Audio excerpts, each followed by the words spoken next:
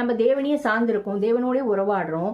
நம்ம ஒன்று நினைக்கிறோம், எனக்கு இப்படி ஆசையாக இருக்குது, நான் இந்த படிப்பு படிக்கணும், இந்த இடத்துக்கு வேலைக்கு போகணும், இல்லை நான் ஊழியத்தில் இந்த இதில் போய் சேரணும், இந்த இதில் நான் பண்ணணும் அப்படிங்கிறச்சு நம்ம என்னம்மா அவர் சொல்கிறார் அழகா. இது பாருங்க, நான் உங்கள் பேரில் நினைத்திருக்கிற நினைவுகள் அறிவேன் என்று கர்த்தர் சொல்லுகிறார். உங்களுக்கு கொடுக்கும்படிக்கு நான் உங்கள் பேர்.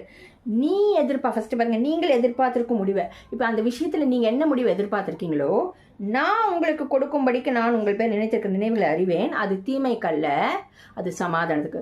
நீங்க ஒன்று டிசைட் பண்ணிட்டு இருப்பீங்க. ஃபார் எக்ஸாம்பிள், உங்க பிள்ளைகள் வேற ஒரு காலேஜில் படிக்கணும் அப்படிங்கிற இதில் கிறிஸ்டியன் இதுதான் நம்ம ஆண்டவருக்குள்ளாகவே நம்ம படிக்கணுமே, இப்படி ஆக்கணும் அப்படி ஆக்கணும்னு. ஆனால் தேவன் எந்த இடத்துல நிர்ணயிச்சிருக்காரு, தேவன் அந்த பிள்ளைகள் எந்த காலேஜுக்கு போகணும், எந்த ஸ்கூலில் படிக்கணும், எந்த ஆஃபீஸில் வேலை செய்யணும், எந்த பிள்ளையோட திருமணம் செய்யணும், எல்லாமே தேவன் ஒரு திட்டம் வச்சிருக்காரு. ஹி ஹேஸ் அ பிளான் இல்லையா? அந்த பிளான் எப்படியா நமக்கு சமாதானத்துக்கு எதுவானதான், நமக்கு